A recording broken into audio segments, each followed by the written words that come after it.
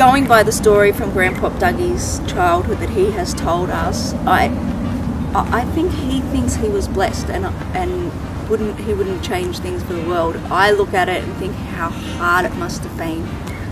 You know, our industry as a whole is hard, but to do it in the times that they did it in, where they had to move by horse and cart. He would ride the elephant from town to town.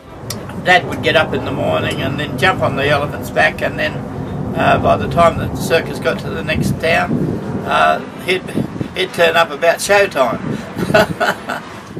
James Henry Ashton with his own circus. It started in 1850, and then in 1851 in Launceston he was licensed to operate a circus, and it has never stopped operating since 1851.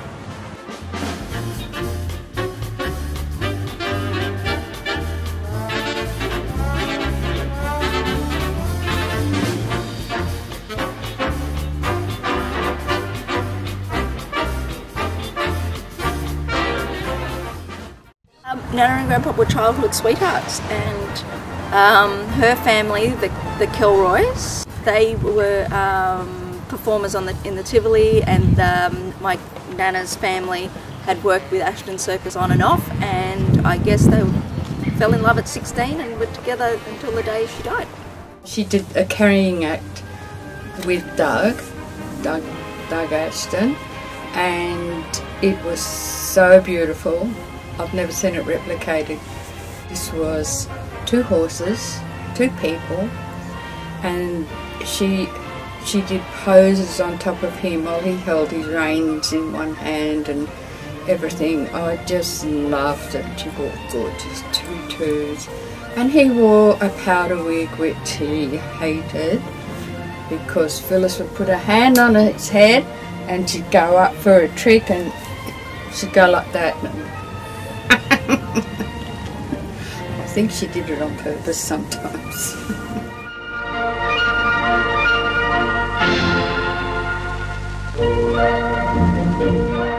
They did trapeze act, double trapeze act, single trapeze act.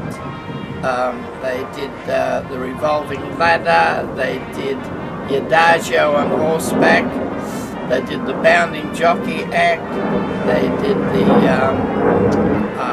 3-horse act. So yes, well, they did just about every act in the show. People aren't aware of this, but right from the very inception of Ashton Circus in Australia, my great-great-grandfather used to do fundraising for various charities throughout Australia as he'd go around. He would let the people know the circus was in town by doing a fundraising for the school or the hospital or the roads or churches or things like that.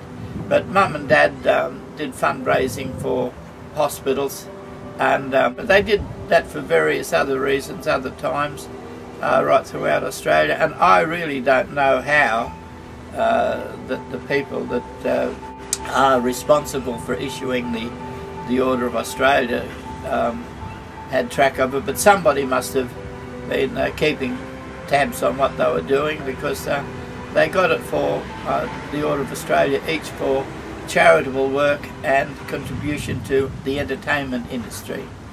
I think the fact that they were a young couple that took over Grandpop's father's heritage of what he started, and his father before him, you know, had started, were able to start a circus after the war and kept it going for, you know, 7 generations up until their demise, you know, until my grandmother passed away. It takes a long time to make an impact in the circus industry. It takes generations. The Ashton name is pretty well known, established in Australia.